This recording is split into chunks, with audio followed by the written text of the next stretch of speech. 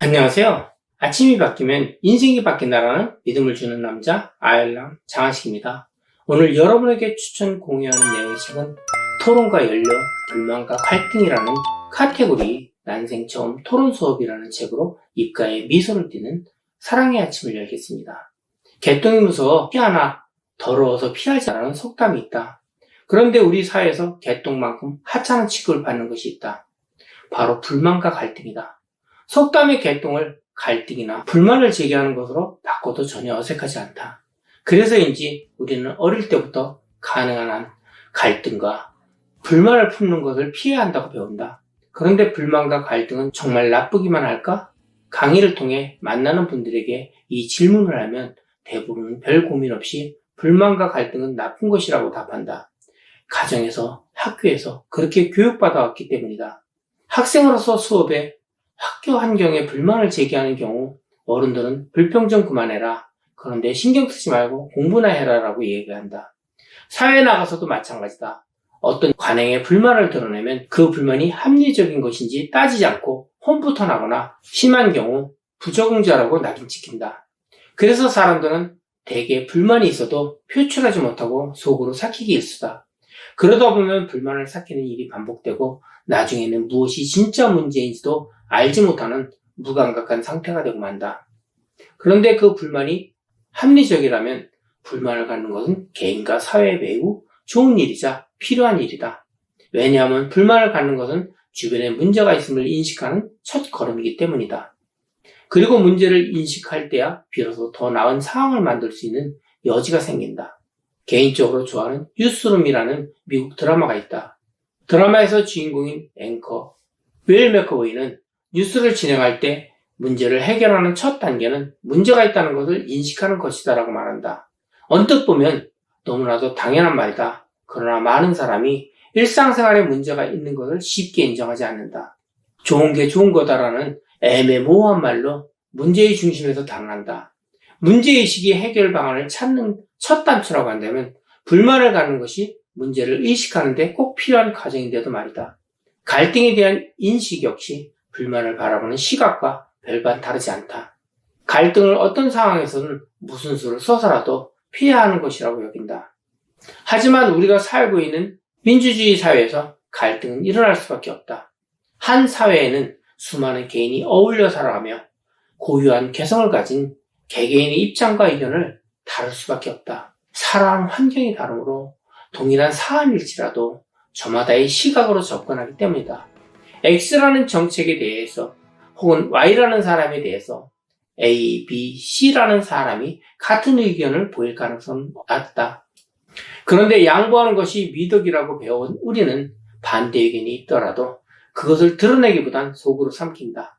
반대 의견을 말하는 것은 갈등을 초래하는 일이며 피해야 할 것이라고 생각하기 때문이다. 그러나 이것은 자기 자신과 타인 모두에게 좋지 못한다. 갈등을 표면적으로 끌어내지 못하면 제대로 된 문제점을 찾아낼 수 없고 상황을 개선할 수도 없다. 갈등은 겉으로는 나빠 보여도 더 나은 해결책을 찾게 해주는 원동력이다. 갈등이 있는 상황에서야 비로소 사람들은 대안을 찾으려 하고 기존의 정책과 법 등을 재평가해 더 나은 공동체, 사회로 나아가려 하기 때문이다. 그래서 갈등이 좋은 것이라고? 전혀 동의하지 못하겠어. 내 경험에 비추어 볼 때 갈등을 표면하는 것은 더 많은 감정적 소모, 그리고 또 다른 갈등으로 이어지기만 할 뿐이야 라고 생각하는 사람도 있을 것이다. 물론 이러한 우려도 일리는 있는 말이다. 갈등을 표면으로 끄집어내는 것만으로는 뭔가 부족하다. 이때 필요한 것이 토론이다. 갈등을 표현하고 더 나은 나와 사회를 만드는 대안에 합의하기 위해 우리는 토론을 해야 한다. 토론은 갈등을 조정하고 중재하는 도구이기 때문이다.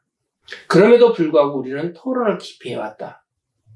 그 이유는 첫째, 토론에 대한 잘못된 인식 때문이다. 대중매체 속 갈등 사항이나 토론회를 보면 토론이라기보다는 말싸움에 가까운 경우가 많다. 서로를 존중하는 태도 역시 찾아보기 힘들다. 일단 나와 의견을 달리하는 사람의 말은 듣지도 않고 무조건 틀린 것으로 간주해버린다.